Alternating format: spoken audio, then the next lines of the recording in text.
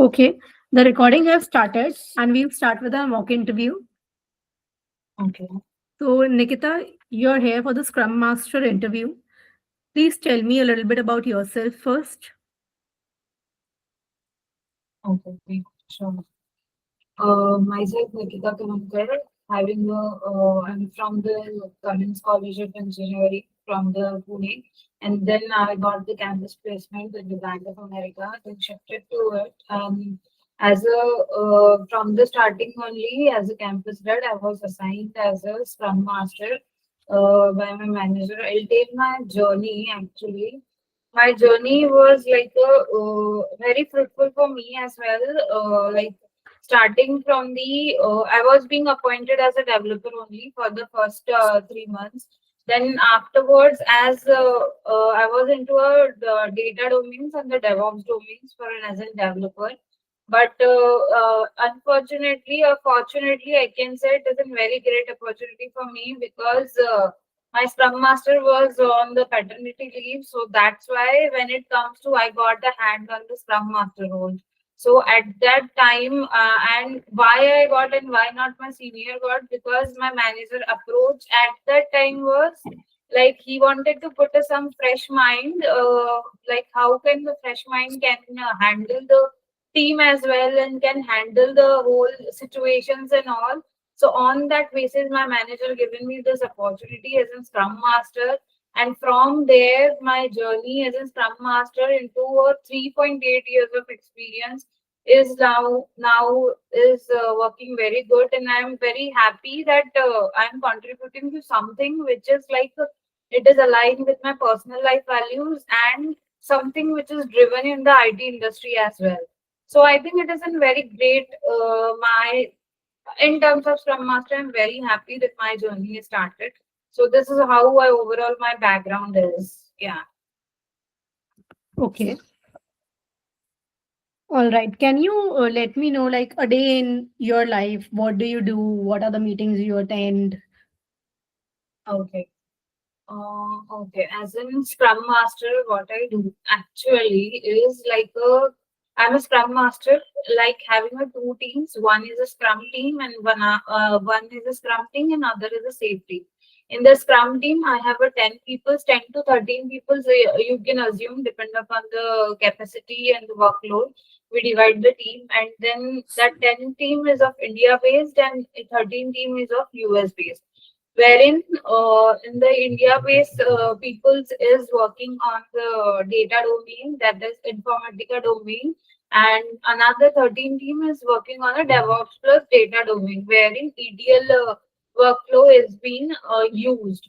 So in my day-to-day life, my day start as in like I check the daily mails actually, what are the meetings, what I need to conduct, what are the backdate status I have to do, what are the meetings in terms of Scrum ceremonies, I can say. Scrum ceremonies that are sprint review, sprint planning, daily Scrum, sprint retrospective.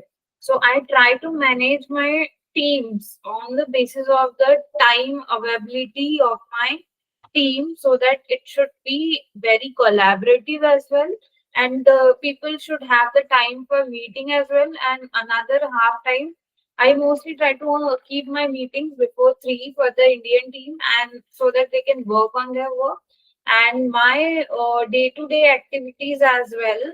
Another than handling the team is like solving their impediments, because every day, every issues come up, we have to solve their so not solve, we can't solve, but as a team, we have to give the guidance to the team to whom we have to go, to whom we have to be responsible, to whom for any process if they have the issue, so we can guide them, talk to this person, you will get a lead. So in that form, this is my like it is solving the impediments and all. And with the RT as well, we connect as a safe level, we also have to we given our status to the upper management as well, how as a team we are doing, any risk we are facing, any challenges we are facing. So we give this into the upper management, and as well as I contribute to the there is Scrum Master learning portal as well. So I daily not at daily try to read it, but for a 1 month I post the letter like in the any situation based incident that happens in my Scrum Master journey, or many Scrum people, Scrum Masters come together in that forum and we discuss. So we try to form any action items on that basis. So we discuss over them and we publish some of the letters. So I try to do my extra learning in terms of Scrum Master so that I can take that feedback and give apply into my team. And yeah, these are all the activities in terms of. Then another activities we have to see is developers, testers, managing the team, capacity, velocity. These are all the overall my day goes with it. Yeah. Okay. All right. So you told me about your project that you're managing, two teams. Mm. So do you feel it is difficult to track the progress of both the teams? How do you track the progress of the teams? Track the progress. Usually, we track the progress of the Jira Confluence Mm-hmm. page, wherein we describe the capacity, how much capacity in terms of hours we have of the every individual team member in our team, and on that basis we judge how many capacity is left for any upcoming work we have, any impediment or any blocker if it came, then we on that basis we judge the capacity of our team, and we mostly give the capacity of our team in the form of 6 hours per day, as in one story point we give. And another thing, I don't mostly track the people at a micromanagement level, because if I do that, so it is affecting the productivity of the team. So that it should not be handled. And in terms of any documentation or in terms of improvement item, in terms of any another thing they had did, we just we have art level different pages wherein we have risk impediments page, and daily stand-up update page, monthly report page. So on that basis, we track the every individual capacity, how much work they are doing. And obviously, we have a Jira page wherein everyone's story is being picked. So on that basis, the team on the Jira board, on the Confluence, my team board, I can see how much is the progress in to do in progress and done close status. Depending upon that, we take the team matrices and all. Yeah. Okay. Um, what do you do if there is a dependency to some other team and they are delaying it? Let's assume they were supposed to give you a deliverable next week, but Mhm. this Friday they mentioned that the deliverable is delayed, and because of that, your team will also be delayed, and it would be a huge loss. How do you deal with it? Yeah, this is I can say this is everyday task delay on telling that it is being delayed and having this issue and all. So Mhm. if if it is in the release part, or if it is in a day-to-day sprint, that we can consider due to if any reasons of access issue, that portal is not working, any team member is not there, or it is depending on other team. So and many other issues are also there when it involves to sprint level. But when it comes to release level, we have to see it, because when it comes to release level, delay can't be means we can't ignore the delay as well in terms of that. So mostly, I as in I not we can't say I, because we deal in the form of a team. So I think we take a feedback, not in terms of a feedback. We take a risk how much if dependency that occurs, so what is the impact on it? How many days it can be? We directly ask the communication team how much is the ETA for us, how much when it is going to resolve, how much work is it pending from there. We do a daily follow up. I mostly our team of a developer, we do the daily follow up with that team if we have a connectivity in terms of upstream and downstream as well. and we regularly do the follow up until and unless we get a proper time. If they given us the proper time, if they're not there, we escalate into the upper management level. So this is how we do, and mostly internal and external connection, and it delaying affecting because it affecting our work as well. So if our work is affecting, we have to escalate to the upper management level. And if we're not into upper management level, we can set up a meeting and connect with one on one. What is the issue? What is not? Yeah, this is how we do. And I'll give in one example wherein, like, due to the dependency of another team on our team, our workflow is being failing because they are putting a wrong data. So due to the wrong data, our workflows is being failing. And due to that failing, our as in working developers are not able to use that workflows. So due to that, at the root cause level, we go at a root cause level why it is delaying, why it is having a first issue in terms of a testing, why it is affecting our workflows. So due to the dependency on our application that has been there, but in the long term, we gone to the root cause. We got to know that due to the laptop issue, the testing has been affected.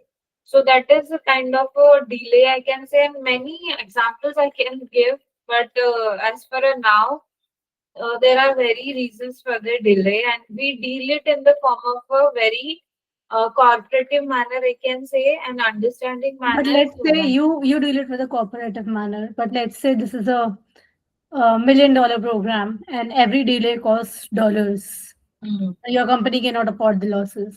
Now, if correct. there's a dependency, and because of somebody else's team, your team is delayed, then what you will do? Then I have to check what is that issue. Or go into the root cause, form my team, have a meeting, and get into the board and check why it is happening. And if it is there due to another team, then we have to escalate it to RD level, and we have to get to a ETA. And we can't afford that loss, because if I afford Okay, that no loss, issues. How do you handle risks in your team? risk in the team, we first only mitigate. If I suppose in the sprint, if there is any user story which is having a risk in terms of a data, I'll give an example wherein this unmasking and masking security issues are there. So in terms of risk, we first only tell to the team that what please assist, and we go to user story level, what is the risk for that user story, and on that basis we go to root cause, how we can do less risk impacted to our user story. So first only we try to mitigate that in the PI planning, and then afterwards, if it is coming to the if it is having more risk, so we try to tell the art level that it is having a risk, and it is a watch item that we have to see. And then afterwards, if it comes into our bucket, we first only inform. So we daily inform to the art level, and in the risk factor, we try to take it in a very very professional way. This is the level. This is the due to this factor of a data. We try to investigate why more impacting data is involved with this. What is happening? Why it is happening to that level? So we try to observe and try to mitigate the risk. Okay, I got it. If there are conflicting priorities, how do you choose which user story should go in the sprint? Okay, for the user story level, we as a PO, PO assign us the user story level in the form of a priority wise. In the PI planning only, we prioritize the user story. What if Uh, something comes up in the middle of the sprint? The PO gives you another story, but you don't have capacity. What you will do? okay, on that basis, if we don't have a capacity, we tell the PO that if it is really a really a production level issue, or it is a really urgency of that sprint, we will see, we will discuss with the team that we can take it or not.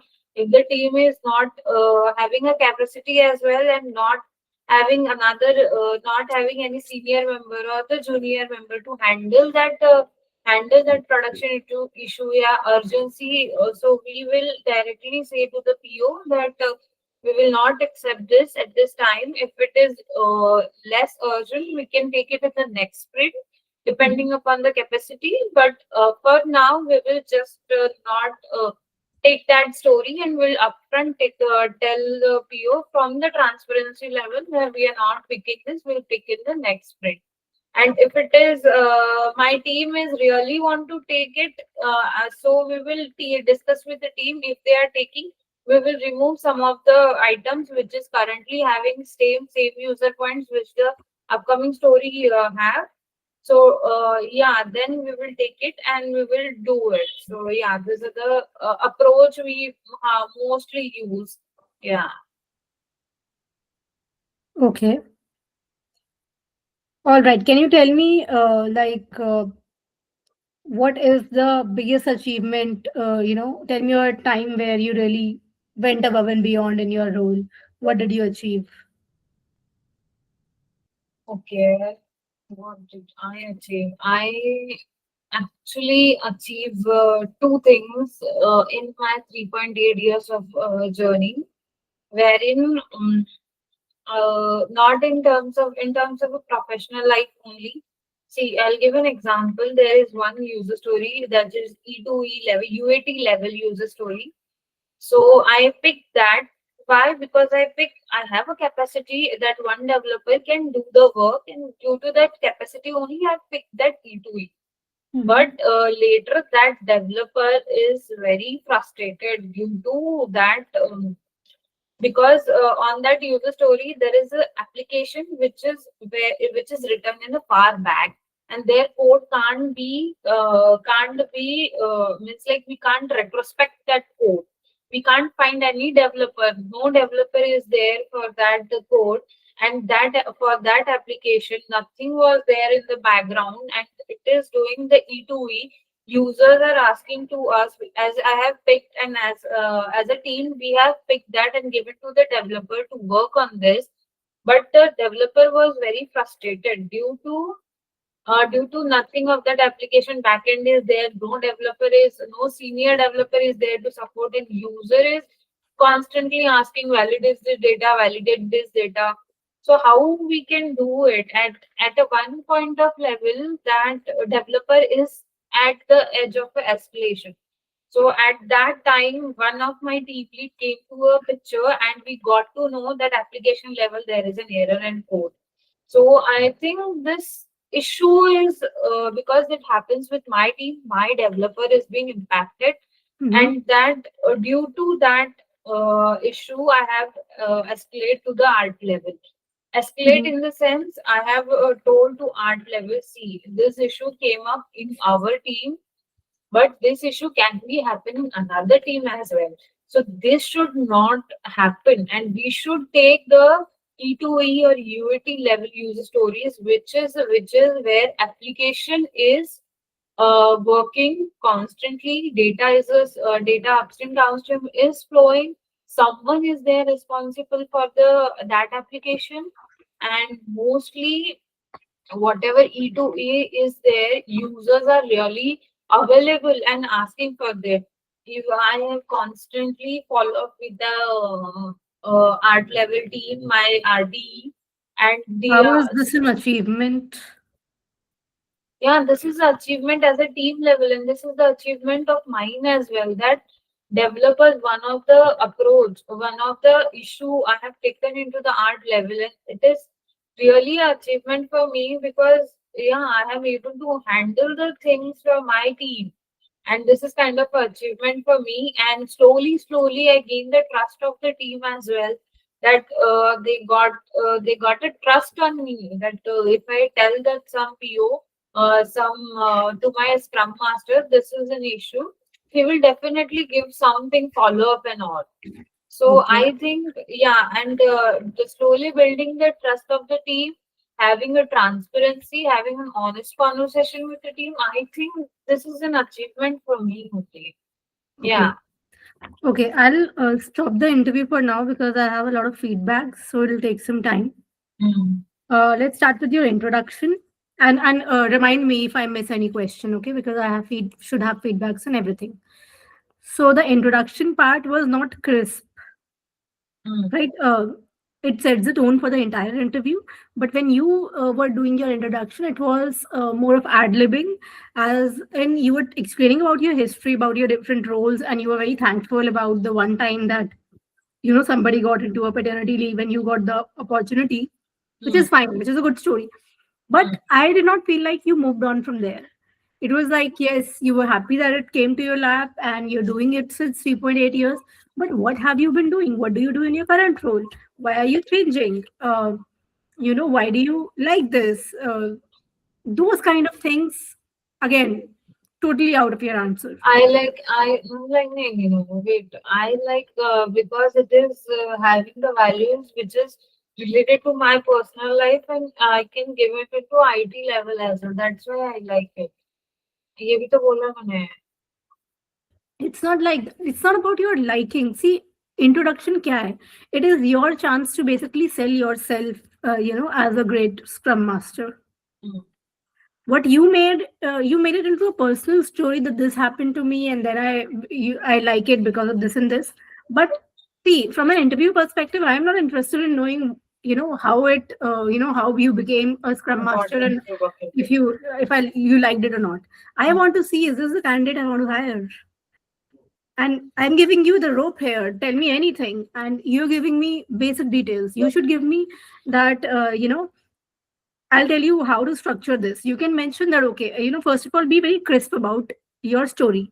Mm. That I am from here and here. I've been, 3.8 years into this role. In my current role, I do this and this. Maybe you can also share one line about how you came into this because of, this opportunity came to me, by a stroke of luck because my manager went on a paternity leave, and the leadership wanted somebody, new to take up his place, something along those lines, and then just focus on your work. What do you do? What can you do for them? Work in sense, Like, what do like you do? मैं उनके लिए क्या कर सकती हूँ? As in, what kind of value do you bring to the table? I instill confidence in the team on Scrum values. I facilitate ceremonies. I take decisions. I remove blockers. I make sure there's always progress. And I think I'm a very good, great part, in the success of my teams. I make teams self-managing. Those kind of things where you sell yourself, like, what am I bringing to the table? This is the answer that we want here, Okay. right? So what you give me is a personal story. Make it concise into 2 lines and then add on your skills. Don't like go crazy with the skills. Do it tastefully. Mm. कि आपका USP क्या है? May be आपका USP है कि आप teams को इतना स्ट्रीमलाइन कर देते हो, सेल्फ मैनेजिंग बन जाती है, या फिर आप रेट्रोस्पेक्टिव्स कर करके प्रोसेस को इतना इम्प्रूव कर देते हो कि then it becomes very easy for teams to perform consistently. एक चीज चुनो, उस पे रहो. ठीक है, तो वो एक नैरेटिव बनाओ. ये वाला answer not up to the mark for me, और ये पहला ही आंसर है, इससे टोन डाउन हो जाएगा इंटरव्यू पूरा ना, तो इसको थोड़ा इम्प्रूव करने की जरूरत है. ठीक है. उसके बाद आगे बढ़ते हैं. आई ask you about how does your day go as a scrum master. ठीक है. Again this is also an opportunity for you to shine. उसमें कुछ चीजें आपने सही करी, कुछ चीजें गलत करी. पहली बात तो you went a little bit too in depth into आपकी कौन सी टीम्स है, क्या. मैं वो सब पे जा ही नहीं रही हूँ अभी, क्या पे कितने प्रोजेक्ट्स है, क्या है, नहीं. You can just mention one liner कि I have 2 teams that I manage at the scrum team level and at the safe level as well. ठीक है. And you can mention that both of these teams are global. बताने की जरूरत नहीं है कितना क्या. ठीक है, वो सब बताने की जरूरत नहीं है. कौन सा डोमेन है, क्या इंडिया बेस्ड है, यूएस बेस्ड है, नॉट नीडेड. ठीक है. अब आते हैं क्वेश्चन के आंसर पे. वहां आपने कहा कि ऑब्वियसली हाँ मीटिंग्स रहती है. ठीक है. मेरा पॉइंट ये था कि answer was very unstructured. Why? Because you were talking about meetings, then you're talking about how to remove blockers, then you were again talking about some other meetings, then you were talking about learning. Better है उसको ना हम structure कर दें.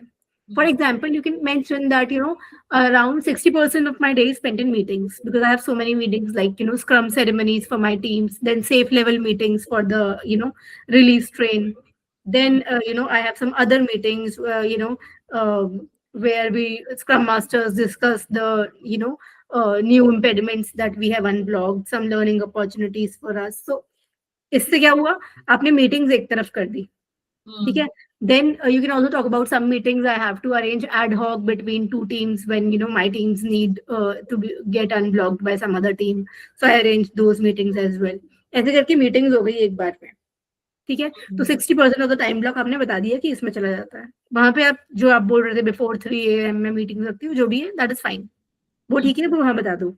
उसके बाद आपको कुछ इंडिविजुअल काम भी तो होगा, है ना. जैसे कि माइट बी आप यूजर स्टोरीज रिव्यू करते होगे, ब्रेक डाउन करते होगे, प्रोडक्ट ओनर से बात करते होगे कि okay this is where we are block, this is what we are doing, है ना. तो वो सेशंस बता सकते हो. अपने मीटिंग्स के लिए प्रिपेयर करते होगे, डॉक्यूमेंटेशन करते होगे, कुछ मे बी जीरा की सैनिटी करते होगे, टिकट्स बनाते होंगे, वो वाली चीजें बता दो कि ये मेरा इंडिविजुअल ब्लॉक ऑफ वर्क है जो मैं करती हूँ. या मेरे को अपने मेल्स चेक करने हैं, मुझे मे बी रिपोर्ट करनी है मैट्रिक्स किसी मे बी कोई डैशबोर्ड या कोई एक्सेल शीट है जो आपका आरटी ट्रैक कर रहा है, तो वहां पे मैं वैल्यूज अपडेट कर रही हूँ, या फिर मैं कम्युनिकेशन सेंड आउट कर रही हूँ प्रोग्रेस की लीडरशिप को, ये भी आपका इंडिविजुअल वर्क है, तो ये बता दो, है ना. एंड उसके बाद लास्ट में बता दो, जो आपने वो लर्निंग वाला बात कही वो बिल्कुल सही है, बिकॉज ऐसा कुछ होना चाहिए, तो that was good, you include that. तो इससे क्या होगा, आंसर को थोड़ा स्ट्रक्चर मिलेगा. ठीक है. तो मीटिंग्स, जीरा बोर्ड एंड कम्युनिकेशन और लर्न, और खुद के इसमें मैट्रिसेस, यूजर स्टोरीज चेक करना, पीओ के साथ बात करना. हाँ, मतलब जो भी आप करते ही होगे ना ये सब चीजें, तो वो चीजें आपके मतलब उसे स्ट्रक्चर कर दो कि मीटिंग का ब्लॉक है और ये मेरा इंडिविजुअल ब्लॉक है, ठीक है. और बाकी ऑब्वियसली हर चीज तो मेजर नहीं कर सकते, बोल दो कि 10% ऐसी मिसलेनियस कुछ भी आ जाता है, कोई ब्लॉकर आ जाता है, या फिर कोई लीडरशिप आस्क आ जाती है, तो उसमें चला जाता है, ठीक है, फाइन इनफ, है ना. उसके बाद आते हैं the next question was progress कैसे ट्रैक कर रहे हैं. ये आंसर मुझे बिल्कुल ही गलत लगा, बिकॉज कैपेसिटी से प्रोग्रेस कैसे ट्रैक करोगे आप. You went all in on the answer on the capacity, correct. पर कैपेसिटी से प्रोग्रेस थोड़ी ट्रैक होगी. कैपेसिटी जो आप स्प्रिंट प्लानिंग के वक्त चेक करोगे कि मेरे पास इतने लोग हैं तो मैं यही इतनी सारी यूजर स्टोरीज ले सकती हूँ, वो तो समझ में आता है. बट जब अब स्प्रिंट स्टार्ट हो गया है, लोग अपना काम कर रहे हैं, तो कैपेसिटी तो ऑलरेडी प्लान है ना, वो तो रोज रोज चेंज होगी नहीं, तो फिर प्रोग्रेस कैसे ट्रैक हो रही है कैपेसिटी से. That was like beyond me. And वो कोई भी सीजन इंटरव्यूअर ना, दे विल बी स्मेलिंग कि ये सही चीज नहीं है, आपका वो आंसर बिल्कुल ही रॉन्ग हो जाएगा. Progress in the sense stories burn down वगैरह. हाँ, तो वो कैपेसिटी क्या होती है कि कितने यूजर मैन आवर्स है मेरे पास काम करवाने के लिए, है ना. तो मतलब उसमें ये इम्प्रूव कर सकते हैं कि बर्न डाउन वगैरह है, या बर्न डाउन में कैपेसिटी नहीं होती, बर्न डाउन में तो वेलोसिटी होती है.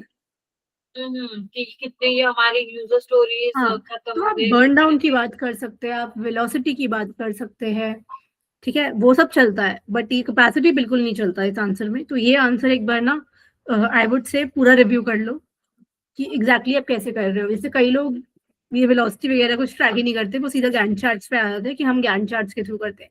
वो भी मैं मानती हूँ एक एक्सेप्टेबल आंसर हो सकता है, बट जो आपने दिया वो एक्सेप्टेबल नहीं है, बिकॉज कैपेसिटी से हम प्रोग्रेस नहीं ट्रैक करते, ठीक है. तो बर्न डाउन चार्ट्स यूज कर लो, वेलोसिटी यूज कर लो, और ये भी मान लो कि डेली स्क्रम में आप रोज पूछते रहते हो कि कुछ कहीं अनब्लॉक तो कहीं ब्लॉक तो नहीं है टीम, विच विल इंश्योर कि हमेशा प्रोग्रेस होती रहे. That is fine, that is an acceptable answer, not a very good answer, but miles better than what you gave, क्योंकि वो इनकरेक्ट आंसर था आपका, ठीक है. तो थोड़ा इस पे काम कर लेना. Now let's talk about next. शायद मैंने डिपेंडेंसी के लिए पूछा था कुछ, है ना. तो उस पे मेरे को आंसर इतना एक्सेप्टेबल नहीं लगा. मैं ये नहीं कहूंगी कि रॉन्ग आंसर था, but not as acceptable. Why? Because see पहले तो डिपेंडेंसी आपने कहा डेली फॉलो अप करोगे, which is okay, which is good enough, ठीक है। फॉलो अप करनी पड़ती है डिपेंडेंसी। उसके बाद आपने कहा कि हम डिपेंडेंसी देते वक्त ही ईटीए भी मांगेंगे, रिजॉल्व कब तक होगा ये भी मांगेंगे। Isn't the same thing? ETA जब तक आपके पास आ जाएगा वही तो रेजोल्यूशन डेट है। आपने बोला कि ईटीए भी मांगेंगे हम, ये भी बोलेंगे कब तक रिजॉल्व हो जाएगा, कितना वर्क है, उस सब की जरूरत नहीं है हमें, है ना। तो आपको क्या करना है वहां पे कि हम डिपेंडेंसी पहले से प्लान करके चलते हैं स्प्रिंट में। As soon as we know that there is a dependency on some other team, हम उसी वक्त डिपेंडेंसी टिकट क्रिएट कर देते हैं। I have a meeting with that team कि कौन काम करेगा, कितना कॉम्प्लेक्सिटी है, और उस बेसिस पे रेगुलर मैं मॉनिटरिंग करती रहती हूँ। As soon as I get an inkling that they will not be able to be able to deliver on time, I will escalate, but I make sure that I'm tracking it and I am communicating the importance of that dependency to the team so that they do prioritize it in their sprint. ठीक है, पहले वो communicate करोगे उसकी importance, उसके बाद regular follow up करेंगे, और रेगुलर फॉलोअप के बाद भी कोई नहीं दे रहा तो डायरेक्टली एस्केलेट करोगे ना आप। ठीक है, एस्केलेट कर दिया आपने लीडरशिप से कि अब तो भाई लीडरशिप देखेगी। उसके बाद भी you can look for options कि अच्छा अब तो हो गया, वो लेट हो गए, तो अब हम मे बी कस्टमर से बात कर सकते हैं कि ये फीचर अब हम नहीं दे सकते आपको, है ना, तो कोई और फीचर प्रायोरिटाइज कर लो। या फिर मान लो एपीआई चाहिए थी उनसे, तो अभी के लिए अपनी टीम को अनब्लॉक करने के लिए अपने मॉक एपीआई का काम कर चला लिया अपना, है ना, ये भी कर सकते हैं।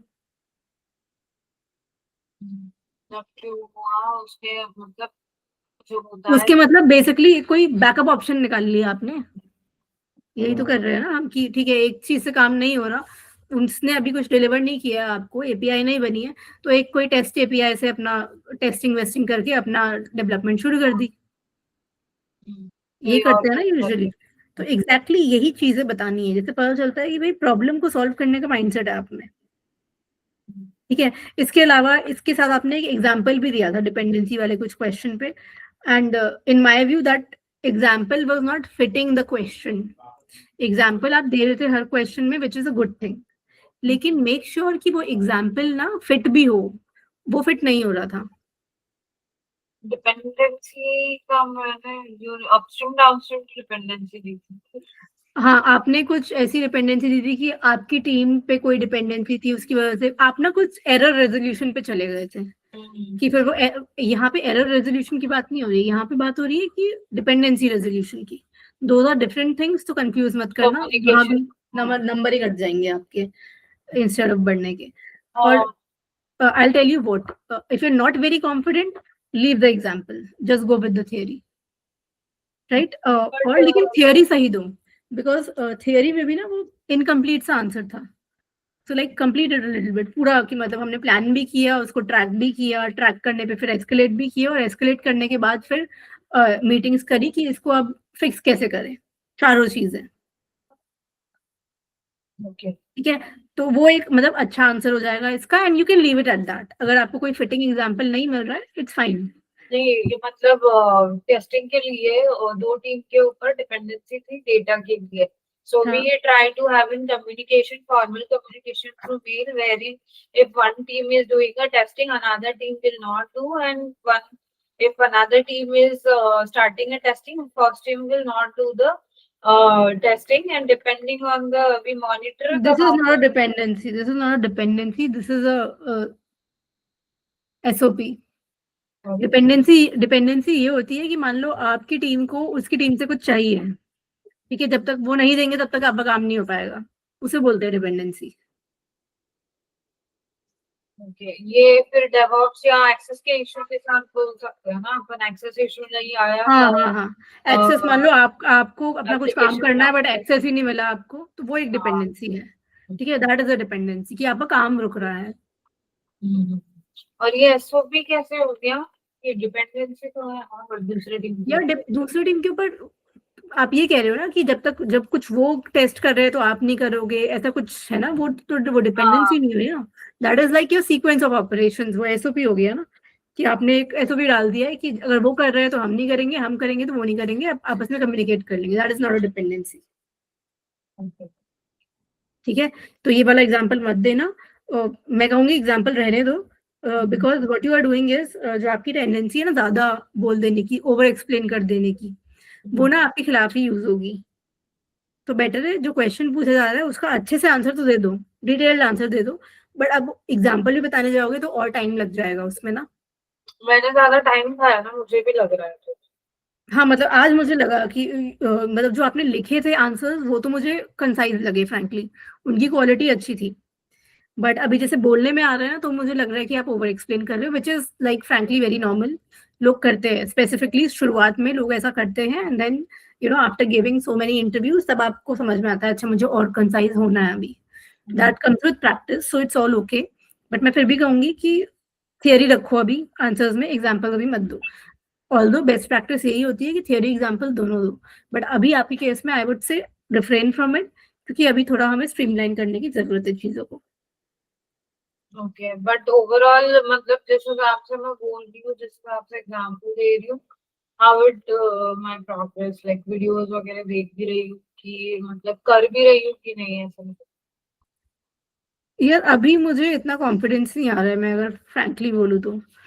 वाई? बिकॉज एक तो एग्जाम्पल गलत हो गया, थियरी पूरी नहीं थी, तो अगर कोई एक्चुअल इंटरव्यूअर होगा वो किस बात पे इम्प्रेस होगा, is was my question. Introduction मुझे सही नहीं लगी, ठीक है, प्रोग्रेस ट्रैकिंग में आपने गलत मेट्रिक चूज कर ली, सब कुछ ही गलत है ना, तो मतलब काफी चीजें रॉन्ग चली गई ना हमारी, तो ऐसे तो सिलेक्शन होना मुश्किल है। We need to be very crisp with the answer that we are giving. और मैं भी बताऊंगी कि इसके लिए करना क्या है, बट पहले एक बार फीडबैक ले लो। है। रिस्क का मुझे जानना था कि रिस्क क्या होता है। हाँ, रिस्क के लिए तो एक्सप्लेन ही करते हैं ना, मॉनिटर करते हैं नहीं बस। नहीं नहीं नहीं नहीं, वो आंसर भी गलत था, बिकॉज आपने पूरा रिस्क मैनेजमेंट ही साइड कर दिया उसके लिए। और मैंने जानबूझ के पूछा था ये क्वेश्चन क्योंकि मुझे इन्हीं सब चीजों से पता चलता है कि कितना मैच्योर है बंदा ये सब प्रोजेक्ट हैंडल करने के लिए। देखो, रिस्क ऐसा नहीं होता कि आपने जो बोला वो प्रैक्टिकल है प्रोबेबली, है ना, करते हम वही है, लेकिन इंटरव्यू में ऐसे आंसर नहीं करना है। हम्म, ठीक है, करना क्या है, रिस्क का कोई भी क्वेश्चन आता है तो आप बोलो कि रिस्क हम पहले से प्लान करके रखते हैं। When we are starting with the project तब भी हमारे पास एक इनिशियल लेवल ऑफ रिस्क होते हैं जो हम एक रिस्क रजिस्टर में मेंटेन करते हैं। हम्म, फिर every time we are doing a sprint planning, we are again discussing the risk with each user stories, और हम्म, किसी भी अगर यूजर स्टोरी में रिस्क है तो हम वो भी डॉक्यूमेंट करते हैं। correct, we are documenting everything and we are tracking those risk. हम्म, ठीक है, और कैसे, एक बार आपने डॉक्यूमेंट कर दिए सारे रिस्क, उसके बाद रिस्क मैनेजमेंट में क्या होता है, हम प्रायोरिटाइज करते हैं कौन सा रिस्क लो प्रायोरिटी है, कौन सा रिस्क हाई प्रायोरिटी है। ठीक है, वो कैसे प्रायोरिटाइज होता है, डिपेंडिंग ऑन कि कितना लाइक्लीहुड है कि ये होगा भी कि नहीं होगा, और अगर हो गया तो उसका इम्पैक्ट क्या होगा। ठीक है, तो लाइक्लीहुड और इम्पैक्ट को देखते हुए हम प्रायोरिटी देते हैं, लो प्रायोरिटी, हाई प्रायोरिटी। तो अगर लो प्रायोरिटी रिस्क है तो आप ऐसे भी कर सकते हो कि ठीक है 2 दिन का डिले होगा, कोई बात नहीं, कुछ नहीं कर सकता। ठीक है, बट मान लो वही आपका प्रोजेक्ट बहुत ही टाइट डेडलाइन वाला है, तो वही रिस्क आपका हाई हो जाता है ना। या फिर टेस्टिंग फेल होने का है, this is a high priority risk, तो उसके बाद उसके लिए फिर हाई प्रायोरिटी रिस्क के लिए आपको मिटिगेशन स्ट्रैटेजी सोचनी पड़ेगी कि इसे हम कैसे अवॉइड कर सकते हैं। या मान लो किसी के लिए डिपेंडेंसी है किसी टीम पे, तो उसके लिए आपको मिटिगेशन स्ट्रैटेजी क्या है कि आप फॉलो थ्रू करोगे, उनसे मीटिंग करोगे स्टार्ट में कि ये बहुत इंपॉर्टेंट है, ये प्रायोरिटाइज करो, आप फॉलो थ्रू करोगे हर रोज कि वो कर रहे हैं कि नहीं कर रहे, कब तक देंगे, हर रोज ईटीए पूछोगे। ठीक है, उसी से उनकी अकाउंटेबिलिटी बढ़ेगी, और अपनी लीडरशिप को भी कम्युनिकेट करोगे कि ये डिपेंडेंसी है, this is very critical, this needs to be done. ठीक है, तो ऐसे ये रिस्क मैनेज होते हैं। ओके। और मैनेजमेंट मुझे बहुत फोर्स कर रहा है कि ये वर्क इम्पोर्टेंट ही है, तो अपन डिस्कस करेंगे मैनेजमेंट, मतलब we discuss on the basis of the priorities of the risk which needs to be follow up and which needs to be नहीं नहीं नहीं, ये आप कंफ्यूज कर रहे हो। मैनेजमेंट आपको, रिस्क मैनेजमेंट मैनेजमेंट का कोई प्ले नहीं है। Risk management is totally you and your team. Management बोलेगा काम करके दो, अब उस काम में कितने रिस्क आ रहे हैं वो आपको बताना है मैनेजमेंट को, मैनेजमेंट नहीं आएगा। जो आप बात कर रहे हो वो कन्फ्लिक्टिंग प्रायोरिटीज की कर रहे हो, वो भी आएंगे नेक्स्ट क्वेश्चन पे, अभी हम रिस्क की बात कर रहे हैं। तो रिस्क के किसी भी क्वेश्चन में आप रिस्क प्लानिंग के बारे में बात करो कि आपने रिस्क प्लान कैसे करे हैं, डॉक्यूमेंट कहाँ करे हैं, आइडेंटिफाई कैसे करे हैं प्लानिंग सेशंस में अपने टीम के साथ, उसको मिटिगेट कैसे कर रहे हैं टीम के साथ, अगेन ब्रेनस्टॉर्मिंग सेशंस हुए, ठीक है, 1-2 रिस्क के एग्जांपल्स दे दो कि जैसे पीपल रिस्क हमेशा होता है, लोग बिना बताए छुट्टी ले लेते हैं, तो टाइमलाइन में हम थोड़ा बफर लगते हैं इसीलिए, है ना? कैपेसिटी 100% यूटिलाइज़ नहीं करते इसीलिए। यही सब चीज़ें तो होती है, इससे रिस्क मिटिगेट हो रहा है। अब मान लो कोई डिपेंडेंसी है, तो अगेन मैंने 1 वीक का बफर ले लिया। उन्हें नहीं बताया लेकिन 1 वीक का बफर ले लिया क्योंकि मुझे पता है कि ये टीम लेट हो सकती है। तो अगर वो लेट भी हो गई तो मेरा प्रोजेक्ट नहीं हो रहा इम्पैक्ट। ठीक है? इस तरह की चीज़ें करोगे तभी आप रिस्क मैनेजमेंट को अच्छे से वो कर पाओगे। आई वुड से मुझे लगता है आपको रिस्क मैनेजमेंट की थ्योरी अभी ढंग से नहीं पता। जो मतलब मुझे तो वो मुझे आपके आंसर से लगा। तो कोई बात नहीं है, इतना कोई बहुत मुश्किल नहीं है। तो एक बार क्योंकि हाँ मैंने इसके वीडियोस नहीं देखे होंगे, इसके व्यूज नहीं देखे होंगे, इसलिए मुझे नहीं हो सकता है, दैट इज फाइन। तो अगर ऐसा है तो वीडियो देख लो या चैट जीपीटी से भी पूछ सकते हो। डिपेंडेंसी मैनेजमेंट, रिस्क मैनेजमेंट, ये एक बार थोड़ा सा पढ़ लेना, तो उससे ना आपके आंसर में थोड़ा मेच्योरिटी आएगी। ठीक है, अब बात करते हैं, मैंने एक और क्वेश्चन पूछा था कन्फ्लिक्टिंग प्रायोरिटीज का। ठीक है, कन्फ्लिक्टिंग प्रायोरिटीज के लिए आपने एक तो आपने बोला कि आप टीम से पूछोगे कि दे विल टेक इट और नॉट। नहीं, कॉन्फ्लिक्टिंग के लिए नहीं था, ये पीओ के लिए था। पीओ के लिए? अच्छा, PO पीओ के लिए, पीओ से पूछोगे कि टेक इट और नॉट। नहीं, टीम को पूछेंगे शुड वी टेक इट और नॉट। हाँ, तो वही तो मैं कह रही हूँ कि टीम से पूछा ना आपने कि टेक इट और नॉट, बट कॉन्फ्लिक्टिंग प्रायोरिटी। फिर आपने यूजर स्टोरी स्वैप की बात करी। ठीक है, फिर आपने बात करी team wants to take it और not, if team really wants to take it then I will.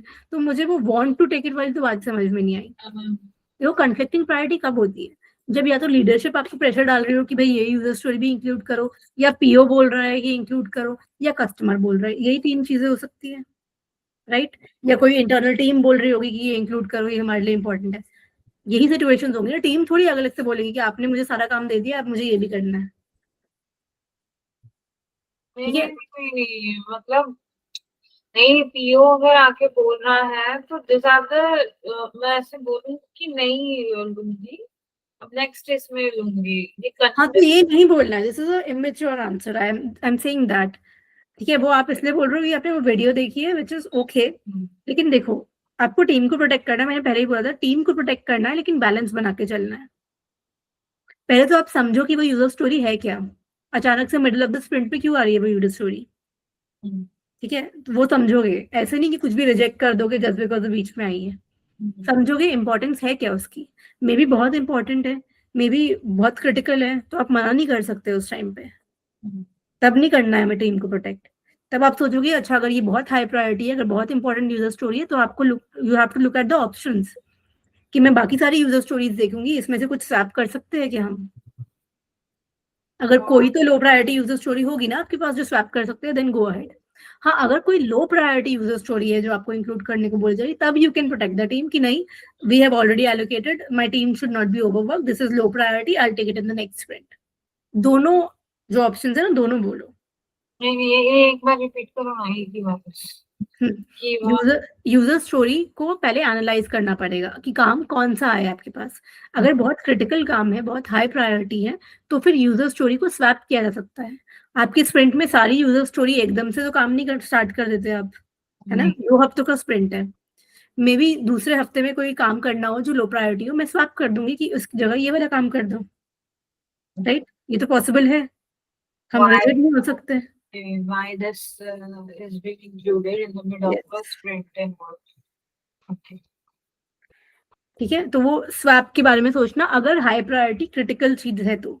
अगर लो प्रायोरिटी है, then your answer is correct कि ठीक है, we can do it in the next sprint, क्योंकि low priority है, इतना कुछ वो नहीं है, I would not overwork my team.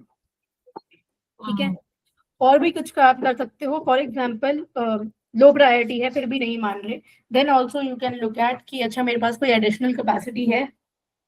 Capacity होनी भी तो चाहिए ना मेरे पास कि कौन काम करेगा इस पे, सबको मैंने काम पे लगा रखा है, तो या तो स्वैप कर दो, या फिर कई बार ऐसा भी होता है कि टीम ना मान लो किसी न्यू फीचर पे नहीं काम कर रही है, वो किसी टेक डेप पे काम कर रही है, मतलब ऑलरेडी एग्जिस्टिंग फीचर को, कोड को अच्छे बना रहे हैं हम बेसिकली। ठीक है, तो कस्टमर को तो नहीं पता चल रहा कि आप पीछे से अपना प्लेटफॉर्म स्ट्रॉन्ग कर रहे हो, तो आप टेक डेप की जगह पे ये वाला काम कर सकते हो, या फिर कोई लो प्रायोरिटी बग फिक्स आया हुआ है, उसकी जगह पे आपने ये वाला काम कर दिया अगर इम्पोर्टेंट है तो, ठीक है? और maybe see team wants to take it और not, that is not ever the factor. Team की वांट्स पे नहीं खेल रहे हैं हम, बिज़नेस वैल्यू पे खेल रहे हैं, ठीक है?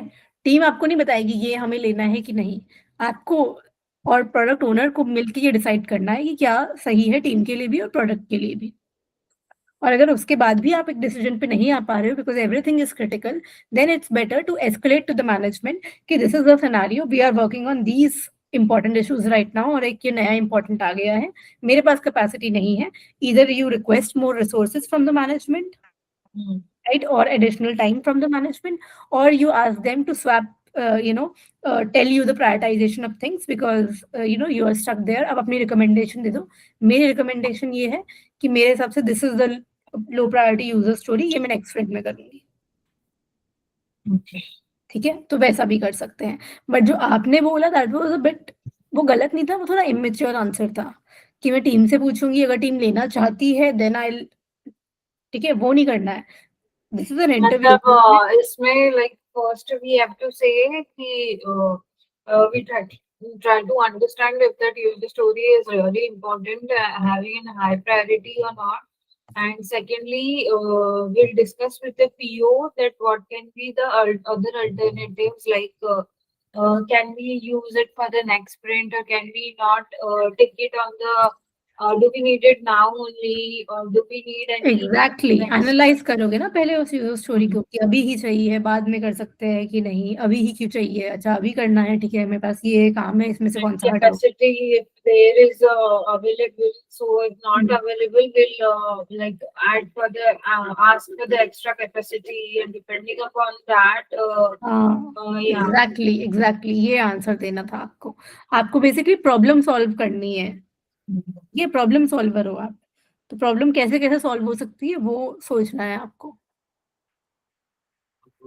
ठीक है? एक स्क्रम को पकड़ के नहीं बैठ जाना है कि स्क्रम में ऐसा होता है कि स्प्रिंट नहीं चेंज करते, नहीं भाई, हमें रियलिस्टिकली भी तो देखना है ना यार कि हम क्या कर सकते हैं ऑर्गेनाइजेशन के लिए, तो वो बट चीज थी जो मिसिंग हमने थी। मैंने इतना देखा मेरे पुराने ऑर्गेनाइजेशन में, कोई भी अगर इंसिडेंट प्रोडक्शन के आते थे तो ही हम लेते थे, अगर बीच में और कैपेसिटी लेवल है ना, तो इंसिडेंट प्रोडक्शन के आए तो लिए ना, मतलब वो हाई प्रायोरिटी था इसलिए लिए, लेना पड़ा आपको। एग्जैक्टली, तो मैं भी तो वही कह रही हूँ।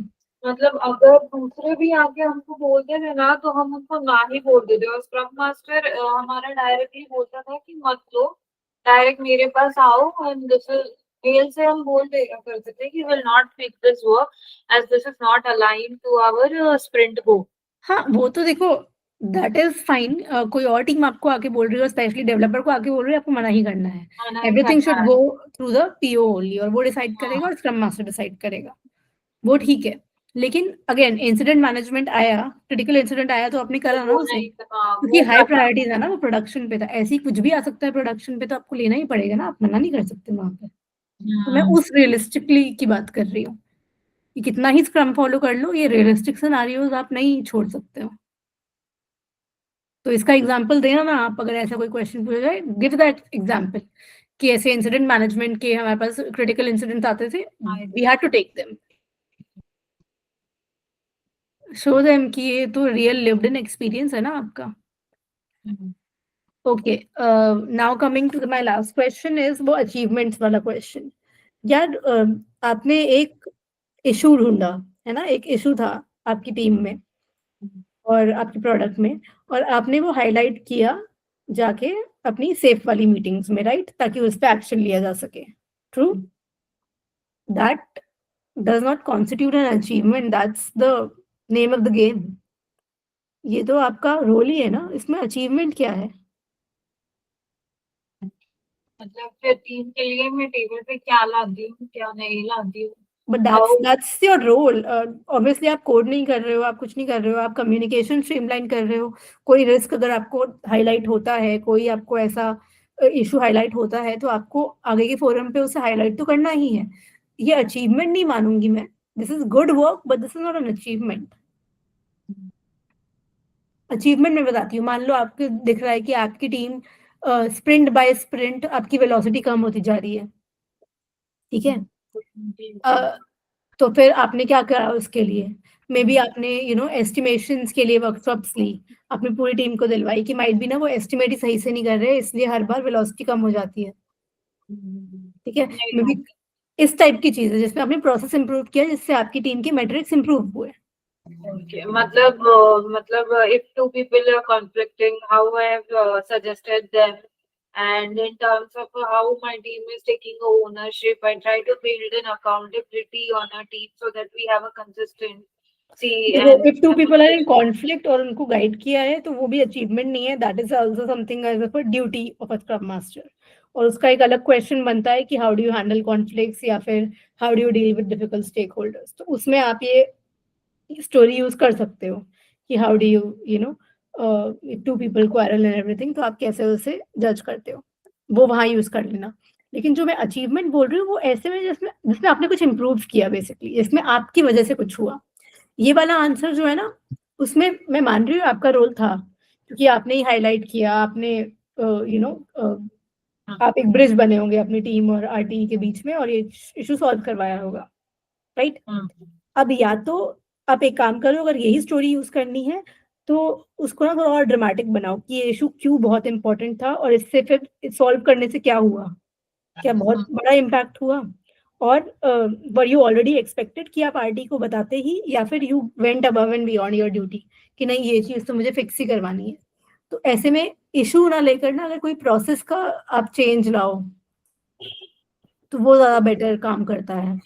okay, मतलब I would go for a better story here because see आप 3.8 लगा लो, 4 साल का एक्सपीरियंस है, तो आप पूरे 4 साल में this is the best thing that you did, आप ये बोल रहे हो बेसिकली इंटरव्यूअर को कि this is the best thing I did in 4 years, so it should be impactful ना। तो मतलब वो एग्जाम्पल के फॉर्म में जाऊँ या बाकी के पॉइंट बताऊँ, जैसे कम्युनिकेशन? यार इसमें तो मैंने आपको बोला ही है कि tell me about a time where you went above and beyond, इसमें तो आपको एग्जांपल ही देना है ना? और जब आप एग्जांपल दे रहे हो तो आप स्टार मेथड नहीं यूज कर रहे हो, है ना? तो वो भी जरूरी है बिकॉज आपके आंसर में स्ट्रक्चर नहीं है, तो अगेन वो बहुत जूनियर आंसर लग रहा है। एंड आई अंडरस्टैंड आपको उतना एक्सपीरियंस नहीं है और ये स्क्रम मास्टर की प्रोफाइल है जो एनीवेज जूनियर होती है, I understand all that, but फिर भी अगर हमें सेलेक्ट होना है एंड अगर हमें थोड़ा सा यूनिक पोजिशनिंग में आना है इन टर्म्स ऑफ इंटरव्यू, तो अगर हम स्ट्रक्चर फॉलो करते हैं ना तो there is more chances of the interviewers being impressed with you, और हमें वही करना है। मतलब उनको कॉन्फिडेंस भी देना है और अपने आंसर थोड़े स्ट्रक्चर भी रखना है। तो अभी I just have 5 minutes because I have another meeting, but मैं 5 मिनट में आपको आपके एक्शन आइटम्स बता देती हूँ।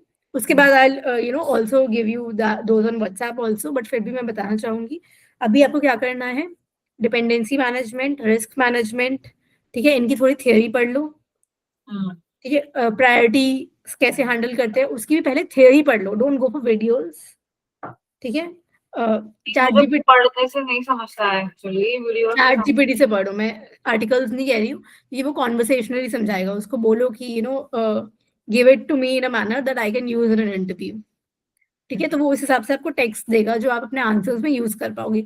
उसके बाद बेशक वीडियोस देख लो ताकि कॉन्सेप्ट समझ में आ जाए, बट चैट जीपीटी आपको थोड़ा इंटरव्यू रेडी आंसर दे देगा which you can use in interviews, because अब टाइम नहीं है ना, नहीं तो मैं पूरा बोलती कि अच्छे से स्टडी करो और वो करो, बट अभी टाइम नहीं है, कल ही इंटरव्यू है अपना,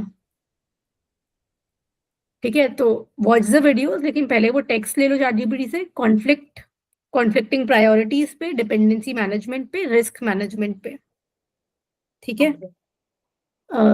उसके बाद अपने जो आंसर्स है, स्पेशली अपनी इंट्रोडक्शन है, उसको क्रिस्प करो, ठीक है। वो थोड़ा वर्क मांगता है, जो आपका पूरा roles and responsibilities of scrum master है उसको क्रिस्प करो, जैसे जो स्ट्रक्चर मैंने बताया था कि मीटिंग साइड करो, इंडिविजुअल ब्लॉक साइड करो, उसके बाद अपनी लर्निंग अपॉर्चुनिटीज के बारे में बात करनी, तो वो आंसर वैसे स्ट्रीमलाइन हो जाएगा। और स्टार फॉर्मेट के बारे में थोड़ा पढ़ो कि कैसे लगाते हैं वो आंसर्स, जैसे मान लो आपने जो मुझे आंसर दिया अभी वो लिख लो, ठीक है, वो लिख लिया आपने कहीं पे, उसके बाद go to ChatGPT and ask him to format it in a STAR formatted answer, तो वो आपके ही आंसर में आपको सिचुएशन, टास्क, एक्शन, रिजल्ट बना के दे देगा, ठीक है। ऑब्वियसली उसकी लैंग्वेज थोड़ी अजीब सी होगी, आप लैंग्वेज अपनी रखना, बट आपको आइडिया लग जाएगा कि स्ट्रक्चर कैसे करना है उसे।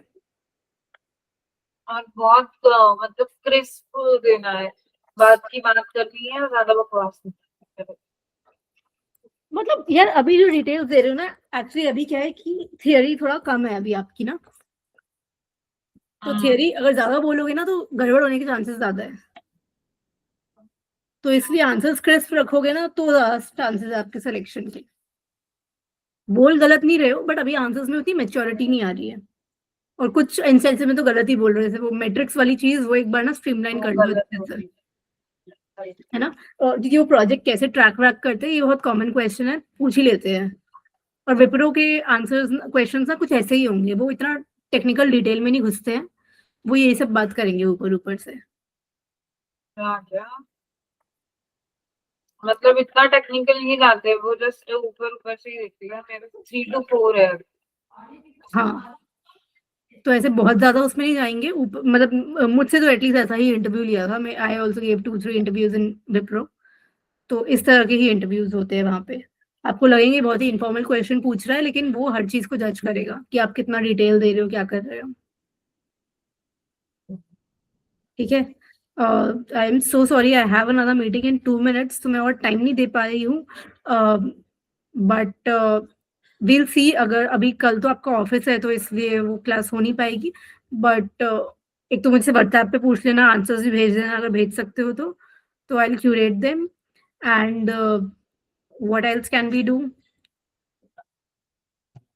और मैंने कुछ मतलब वीडियोस देखे थे, वीडियोस के बेसिस पे आंसर नोट डाउन किए थे। वो थोड़े टेक्निकल थे, लाइक प्रोडक्शन लेवल के, या टीम के अंदर क्या होता है क्या नहीं होता है। तो वो भी आप एक बार चेक कर लेना। मैंने बहुत सारे ठीक मतलब है, ठीक है, ठीक है, आप questions मुझे थे। भेज देना, मैं करती हूँ चेक। ठीक है चलिए। ठीक है, ओके, सॉरी, बट मेरी मीटिंग स्टार्ट होने वाली है तो विल हैव टू गो, ठीक बट है, मैं बस व्हाट्सएप पे वो जो कनेक्ट करती हूँ पॉइंट्स आपको। व्हाट्सएप कर देना मेरे को। हाँ, हाँ, मैं वो करती हूँ। Thank you. Okay, thank you, bye-bye.